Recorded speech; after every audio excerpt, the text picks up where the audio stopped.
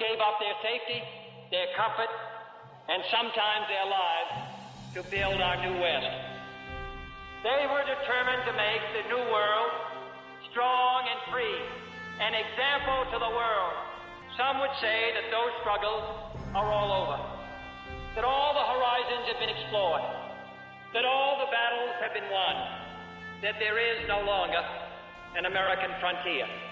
And I am pressing record, and I have hit record, and we are recording. Hey, welcome to the Real World Podcast. My name is Matt Waters. I am an expert in all things technical production. It's why Mike asked me to be the host, even though it's his podcast. Against all odds, really. I mean, we probably would have been better off if you did all this, and I was the one with the controversial opinions. But either way, Mike, how are you?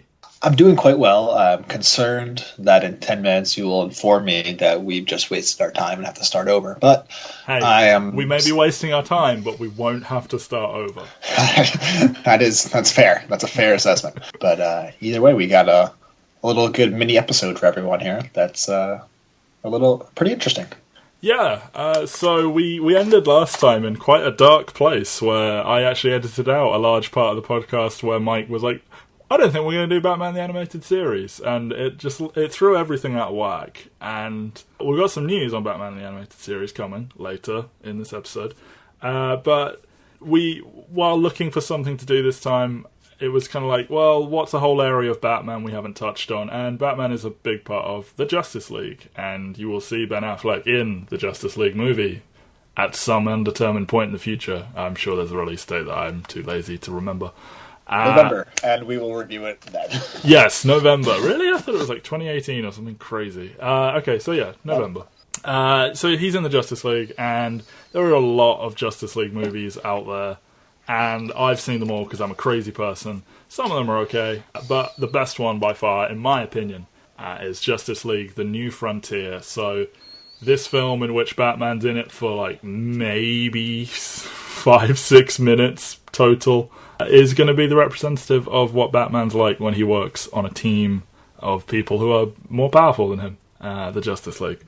And that's an interesting, direction to take, because most Batman stories, he is the best of the best, everyone else is slowing him down, and the Justice League, while on some levels it kind of breaks the character, because in a world where there's Superman, why isn't he just flying to Gotham and fixing everyone's problems when crazy things happen? Doesn't matter. It does provide an interesting lens into the psyche of Batman, and for that reason, we're going to do the New Frontier. And this wasn't something you'd heard of until I suggested it, was it, Mike? Or yeah, this was a complete mystery to me. I'd never even heard the name before. Okay, so it was drawn and written by Darwin Cook as a book, and Darwin Cook is a guy that multi-award-winning artist, and he worked on Batman in the Animated Series and Superman in the Animated Series and Batman Beyond. And he just kind of wrote this thing in the early 2000s, I think. And it is one of the greatest things. I actually haven't finished reading it, but because the thing is as thick as a phone book, but it's so beautiful. And they turned it into an animated film, and that is what we are talking about today. And again, about 74 minutes long, so a breeze to get through. Officially written by Stan Berkowitz, the film script, but Darwin Cook co-wrote it, and he was also part of the art design. Released February 2008. So, man, I just cannot keep track of time in real life. To me, that's like, it's only a couple of years ago. It's like, nope, that's coming up on a decade ago now. I'm old. So, The New Frontier, it's basically like a marrying of the golden age of superhero comics way back when, and sort of merging that with the Silver Age. So you've got the old guard of Superman, Batman, Wonder Woman, and then they introduce new characters, The Flash, Green Lantern, Martian Manhunter, etc. And they sort of use the 1950s, the Korean War, communism, Cold War, all that to create a superhero story about where, superheroes are. It's similar to The Dark Knight Returns, to The Incredibles, to Watchmen, where, vigilantism is cracked down on, superheroes sort of disappear and are replaced by sort of military men, but then a huge crazy dinosaur island monster thing called the Centaur poses such a great threat that heroes new and old, and the military and the government all have to work together to save the day, and it's just this joyously beautiful looking thing that ducks and weaves between so many characters, and that is both a strength and a weakness, I think. But I just think overall the very concept of it I love so much. You can't really sell it by talking about it, which sort of makes this podcast null and void. But hey, just the second you see it and you kind of get the feel for the tone of it and the way they're using real world events to tell this story, I think it's amazing. For me, it makes it very easy to overlook things that objectively are like, and a bit sort of corny or whatever. But I really love this, but I'm someone who's like obsessed with how it looks and everything. As someone who, you know, hadn't really heard of it and I came to you with it, what were your sort of initial takeaways? The first thing that comes to mind is it was so jam-packed with things going on that it felt very rushed. Now, how long... Now, I said not how long. So it's obviously a very large book that it's based on. Yeah, I'm holding it here. It is very thick. Yeah. Only 6 issues, but each one is quite long. So, of the big events in the movie, how many of them are in the book? Like, we have a very serious world-ending crisis, basically, in the movie. Is that, like, the length of the story in the book? It hits all of the notes. It just hits them a lot faster, and you get a lot more room to breathe. You spend more time with the character. You go into their head a bit more. So, for example, like a big scene in the film is Iris West, who is the Flash's fiancée, girlfriend, long-time lover, is in Las Vegas. Captain Cold arrives on the scene to take everyone hostage, and then Flash sprints all the way there, and they have a fight or whatever. That is, you know, it's not a short scene in the film, but you get a lot more in the book with, like, everyone's in Vegas. Bruce Wayne's there, Selena Kyle's there, the Oliver Queen, the real name of Green Arrow. Like, all these characters we know are sort of in tuxedos and dressed to the nines and sort of interacting in Las Vegas and sort of arguing about politics. It's just a lot more fleshed out, and the film suffers from trying to be a film, and it's like, well, we have this big Flash story, we have this big Green Lantern story, we have this big Martian Manhunter story, we have the center, we have whatever's happening with Superman, and I think it does struggle to get to them all, and it does at times feel very, very rushed, and you're like, oh, where are we going now? Whereas the book, it is a much more natural toing and froing kind of thing. The book is really just sort of weaving through the entire DC universe and sort of bringing everything together, and it feels very natural. Yeah, but I guess more specifically, so like in the movie, we're introduced to this idea of the center, and we're all building to this moment where the center is destroyed at the end. Like, that happens throughout the length of this very large book, is what you're saying, right? Less frequently. The center is not, like, destroyed in book 2 of 6. No. Yeah, it does. It does. Like, it's killed at the end of book 6, or ended at the end of book 6.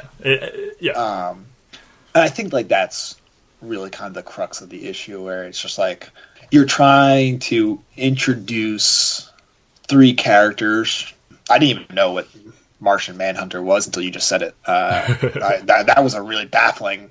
I'd never heard of that character before. Really? Okay. He's kind of been subbed out for Cyborg in the last sort of 10 years. Gotcha. Up until then, he sort of took that role. Gotcha. So you have that. You have the Green Lantern origin story. Yeah, it's really bizarre. Like, yeah, and then you have Flash has probably has the 3rd biggest arc after that. I'd say. Yeah, because he's really struggling with being this relatively new hero. Yeah, and Superman is kind of just being Superman. And Wonder Woman's definitely on the sidelines. Batman, is really a cameo, and I think that kind of made sense, because you would figure what are the 3 characters the audience would be most familiar with. It'd be those 3, so you don't need to spend as much time on them. But I guess, like, with the other 3 characters, I just... Like, there were some good ideas. There were definitely some good ideas. I like how Jordan kind of, like it was much better than the Green Lantern movie. That's for sure. But it was hard to care about any of them, because there were they were doing so much with it. Yeah, they're doing 4 films at once. Really, you have a Justice League film in a 75 minutes, and then 3 individual films. Yeah, for sure.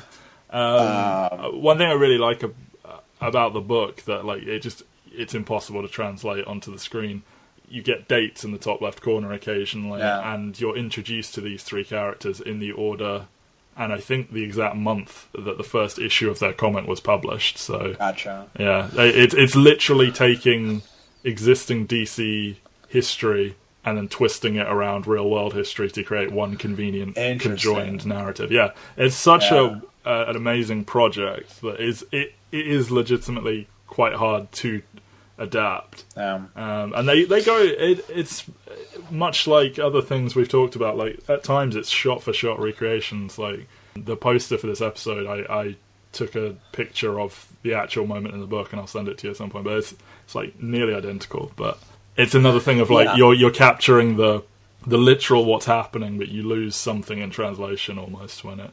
Yeah, I mean, and that's an issue we talked about a lot with adapting these books, and as we encounter future projects, I think that's probably gonna be a common theme we talk about. Yeah. But I think like when I was watching this, one, like in full transparency, I had to watch it a second time because sometimes with these cartoon movies, especially, or movies that I've seen enough, I'm just like, okay, I can half watch it while I get some work done. Yeah. And this one, I was just like, God, what the fuck is going on? Like, I had to keep rewatching it. You know, there are a number of characters who looked very similar to each other. True. Hal Jordan and a couple of characters seemed to look. I was just like, it was throwing me off a little bit, and that's not an issue really with the movie. That's more of an issue, I guess, with the way I was watching it and the stupid way I was watching it. But it was definitely still distracting. Even the second time where I was trying to give it my full attention, I was just like, what the fuck is going on right now? Yeah, that's not so much a criticism as it is something more like worth noting. But I think also it speaks to the fact that this movie really felt like, this is a great highlight video of an 8-hour miniseries that I'm sure exists, right? right? This is our common thing. We just wish films were TV shows. Yeah. It's an odd project to have made in some ways because it's so grand that you would think it would justify something longer, like even some sort of part 1, part 2, although I don't know where you would draw the natural maybe Superman's death, quotes. Well. But even, I mean, I'm not saying that's perfect, I'm just trying to think of something. But it's a very interesting story. I mean, like, I'm in my mind now, I'm kind of mentally like, I gotta get this book soon. There's a deluxe version they put out in the last few years, and it's gorgeous. I saw it, and I didn't have the money for it, but I bought it anyway because I'm a dumb person. But it's beautiful. You just sit and read it, and it's amazing. I'm really in love with the idea of Batman during the Cold War. Yeah, I mean, I think the Cold War is probably one of the most interesting time period to set any story, for sure, at least in American history, for sure. And I think Batman's is kind of perfect for that. Other than small things like that, like I love Batman using old technology. I love Batman. I love Batman, obviously. But, we love Batman. It was all very, very interesting. Yeah. It was just, as a whole, it just wasn't particularly satisfying because they had to really rush through the conclusion. I mean, like I said, it felt like a Justice League prequel. Yeah. Well, it literally ends with. One of the final shots is them fighting this big starfish-shaped alien thing, and that was the first villain of the Justice League, I believe. And I'm not I acknowledge that in a large way this is a Justice League prequel, but it doesn't make it any more satisfying. No, for sure. I think the thing I love about this is that it introduced me to the concept of it, and I'm really in love with the concept more than the actual product. And then I got the book, and the book is amazing. So obviously, it's an easier sell to say, "Hey, watch this 74-minute film minus credits, so like an hour and a bit." Than read this 400-page comic book. But you will probably watch the thing and think, this is a cool idea, and then it will probably make you more perceptive to reading that 400-page comic book. The voice cast is pretty impressive. They got some pretty big people. I defy you to cast a better old-timey Superman than Kyle MacLachlan. That dude is just, I don't know, he's got that quality to him, the Boy Scoutness. as Superman just sort of flies around the world enforcing American policy, but still acting whiter than white. David Boreanaz as Hal Jordan is pretty flat, I think. Like, David Boreanaz. Yeah, I think he's a charismatic dude, but he needs someone to play off, and I guess in the booth with no one to read lines against it kills that, because he just, it's pretty flat. Neil Patrick Harris is a wonderful Flash. He's voiced him a few times. He's a really good voice actor. Yeah, he really is. Yeah, I mean, like, definitely no real bad performances in the voice cast. Nothing that really stands out, though. But in large part, that's because no character really has the chance to stand out. That's true. I'm not so much saying that the voice cast is great. It's just they got some pretty big names. I know you got Brooke Shields, Lucy Lawless, Kyra Sedgwick, Miguel Ferrer. It's an impressive cast. Jeremy Sisto as Batman. What did you think of the Batman voice? We've had a few. I was impressed by how not annoyed I was at it. I don't really think of Jeremy Sisto and quality in the same sentence, but I thought he did a pretty solid job. Especially since, I think you and I in particular are pretty picky with our Batmans. Yes. The one they go to who isn't Kevin Conroy in recent years, Jason O'Mara, I think is terrible. He sounds like someone doing a Batman impression, and it's just bad. But I thought this was okay. Like I said, Batman is like barely in this. But I actually... this is not a Batman story at all. No, but I do think you get some pretty good Batman stuff in not much time. Like, his first scene, he's fighting all these these people that are ostensibly going to sacrifice a child to the center. He beats all them up and saves the kid. The kid is terrified of him, which sort of really sells... he's got kind of a silly costume, but just the big thing with Batman is he is scary to people. And I love that they then take that and you see his reaction to that as, I think it's meant to be a couple of years later, I don't know, or certainly a while later, but we next see him with Robin, who he's recently recruited, and he's changed his costume, and Superman actually remarks on that and is like, oh, are you changing things up? And he says the line about how he's supposed to scare criminals, not the people he's trying to save. I thought that was a really... When you don't have much time to play with, that's a very good way of quickly delving into who Batman is and how Batman changed over time, like really in the comics. I think also what it did was show Batman's usefulness in a world where he's the only one without a power. Yeah. It's his mind. His mind is what he brings to the table. Yeah, that's the big thing at the end. He's the way he can put the big picture all together. He's fit all the pieces. He's this reluctant, like he doesn't want to be a leader of a team because of who he is, but he is this reluctantly brilliant strategist. And it's moments when he's like, well, Flash can do this. Like, he desperately wants to be able to be like, I can do it. But it's like, he is humbled by these super beings around him.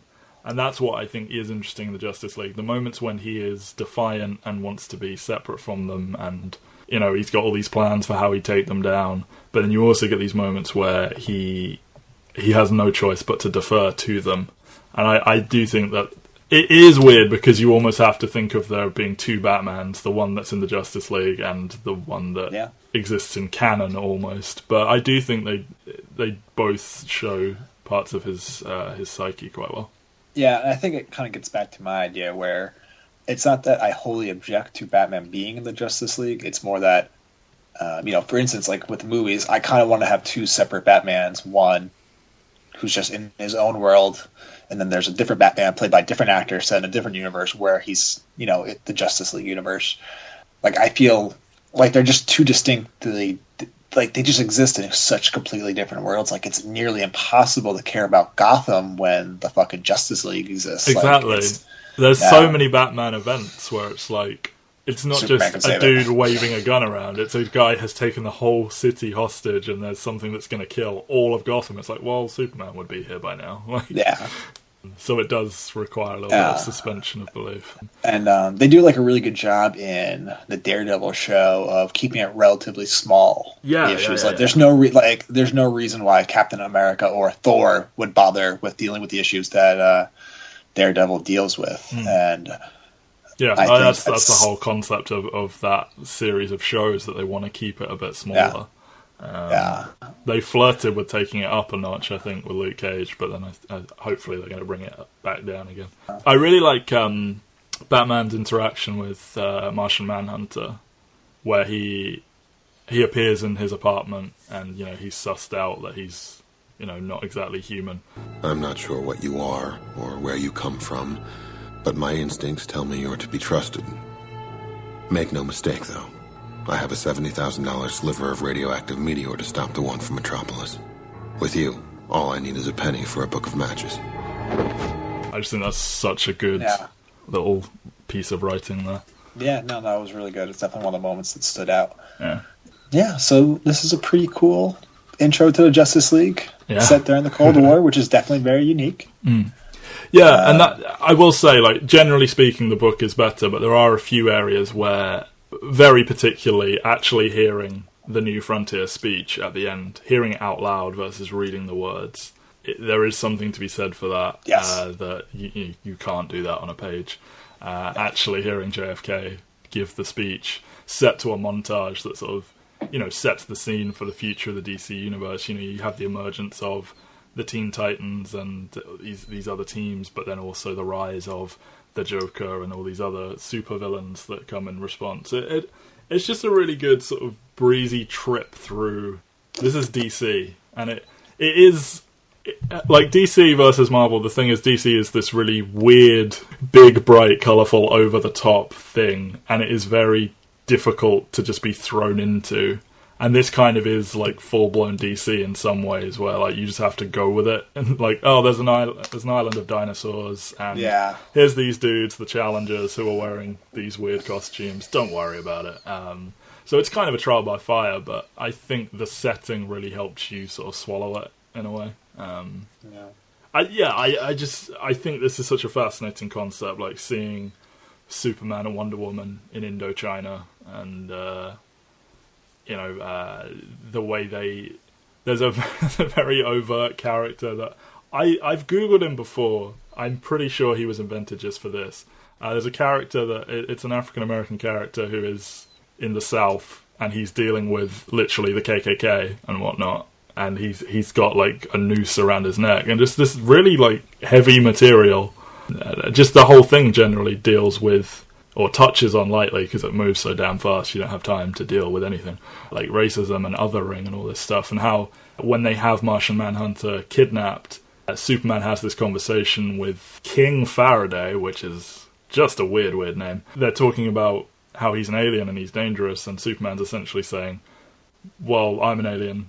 Is it because he doesn't look, he looks more alien or whatever, so you treat him differently? And it's just, for this thing that, when you look at it, it's just bright and pop arty and sort of Americana, it's also really having a good go at tackling some quite heavy issues. And the book does have this lengthy sort of fake newspaper article at the beginning that goes into Eisenhower and McCarthy and Nixon, and it marries it with this narrative. So it's a very heavy concept presented in a very breezy way, and I think that's quite a clever way of doing it.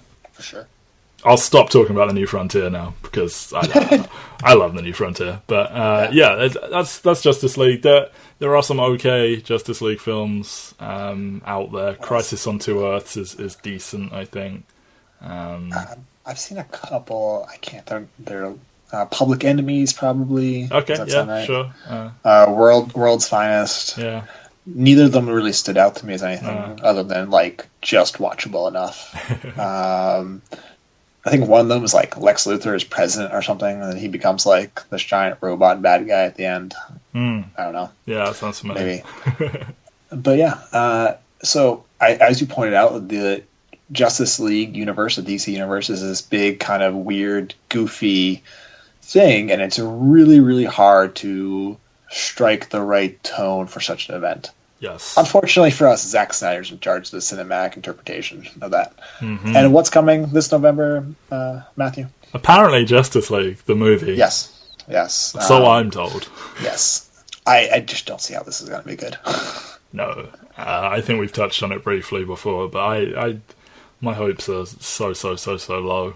There's so much pressure on Wonder Woman to be good now. It's just not even fair. Like, since we last have recorded, Ben Affleck has dropped out of directing The Batman.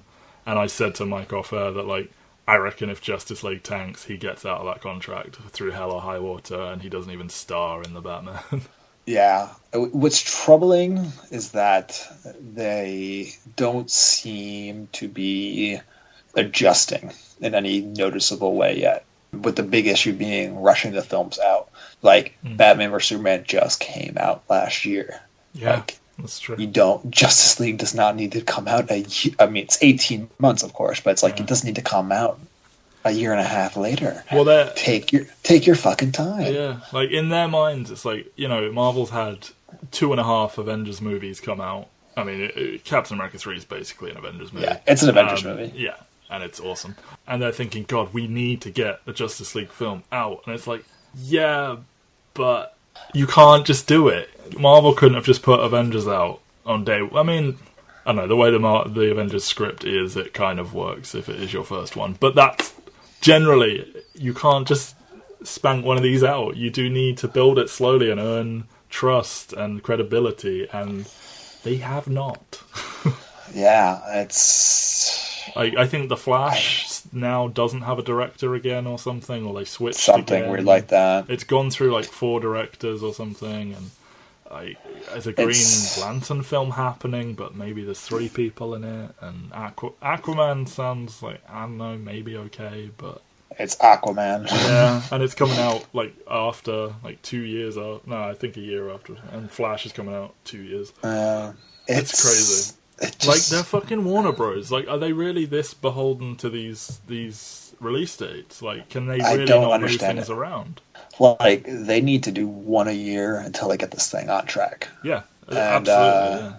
I think they genuinely thought Suicide Squad was gonna like change public perception for them, because those trailers came out and people were like, yeah, that's more like it, and then it sucked. But I mean, they made their money from it, so. On some level, I'm sure someone in a Warner Bros. Studio was like, what are you talking about? These things make money. Shut up. Yeah. Keep making them. I think, as we talked about, I think due to the poor outings of the last two DC films, and really actually Man of Steel too, there's a good chance Wonder Woman bombs, and they blame it on all the wrong reasons, and that's going to be very annoying. Woman director, woman film. Woman lead. I don't know, like, it would take a real miracle. Like, I like Ezra Miller, like, those few seconds in Batman v Superman were, like, decent, but, like, how much does that really tell you? Tells you nothing. It tells you nothing. Like, the clips are encouraging. Yeah. Like, in a sense that, like, if you extrapolate those clips out, you probably have a pretty fun movie, if nothing else. But they don't have a real villain. Like, I think the villain is Steppenwolf, who even I have barely heard of. That's like, now granted, Marvel has a huge issue with their villains too, and they're not doing a very good job with them, but it's just like, that would be the easiest way to differentiate themselves from Marvel, is to actually have villains we're invested in and care about, and I don't think that's happening.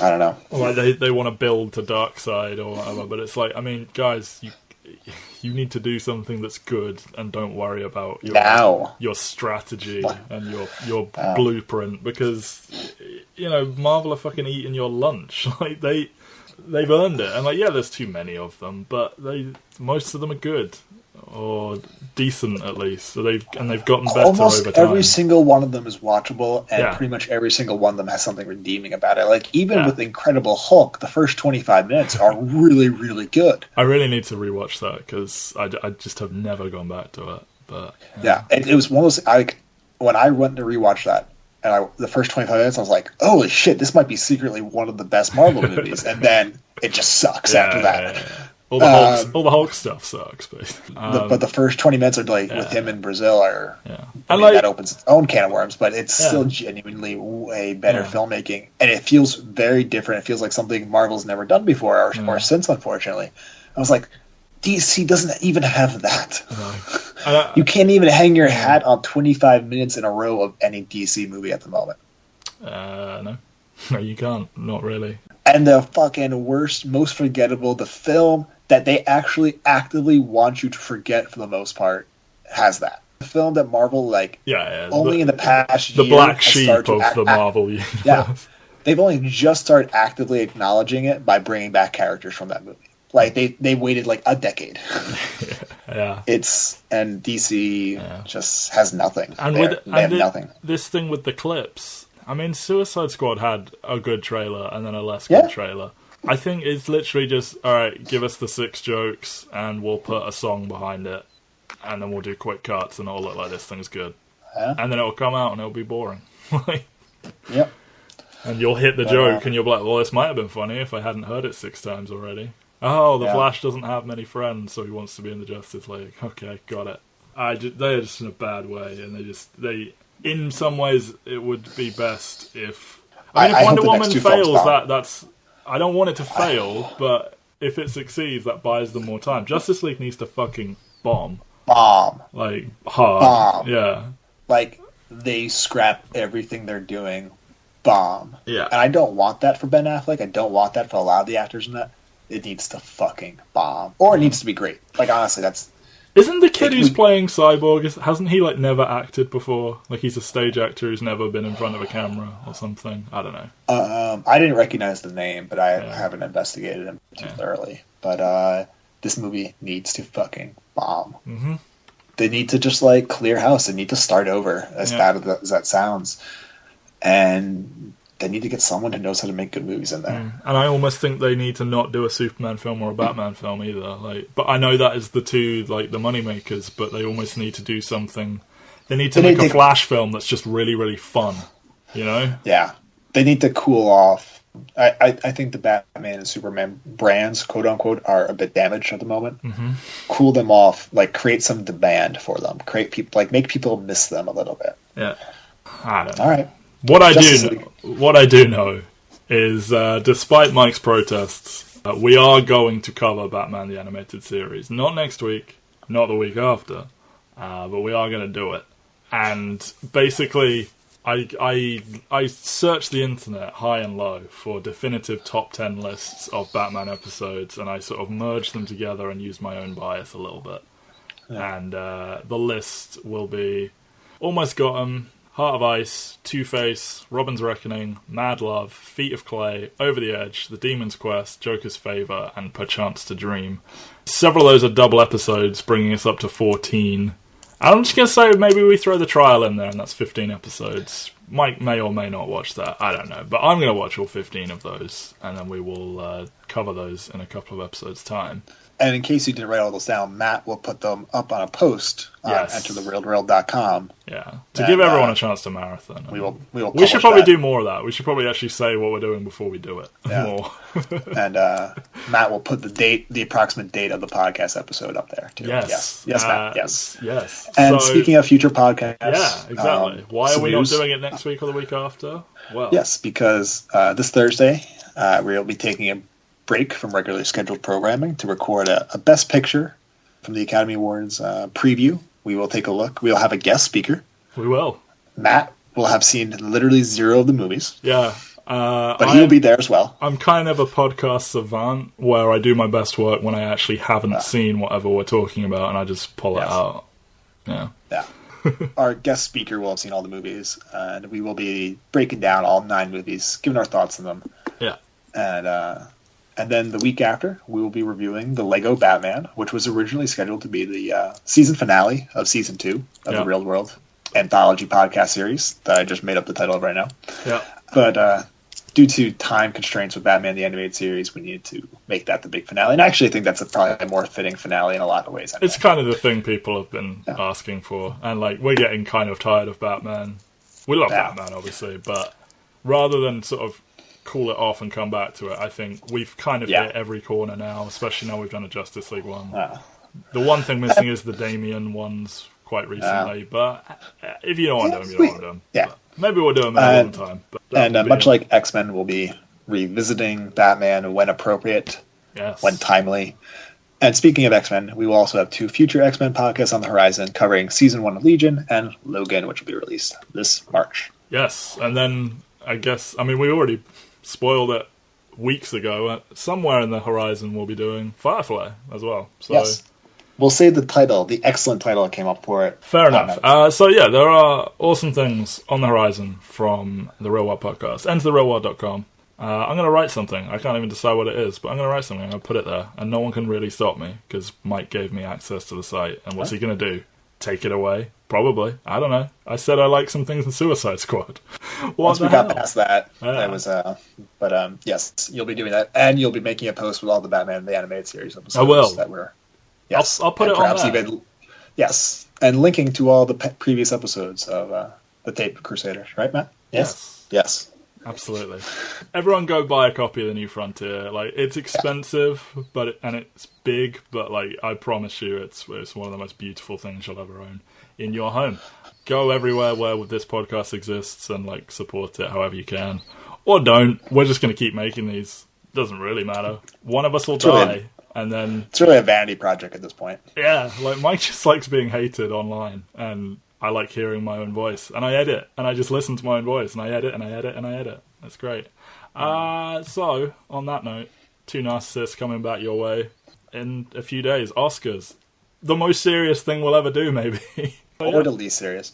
Probably the least serious. Bye, everybody. Go watch all the Oscar-nominated films by Thursday. And we stand today on the edge of a new frontier. The frontier of unknown opportunities and perils. Beyond that frontier are uncharted areas of science and space, unsolved problems of peace and war, unconquered province of ignorance and prejudice. I'm asking each of you to be pioneers towards that new frontier.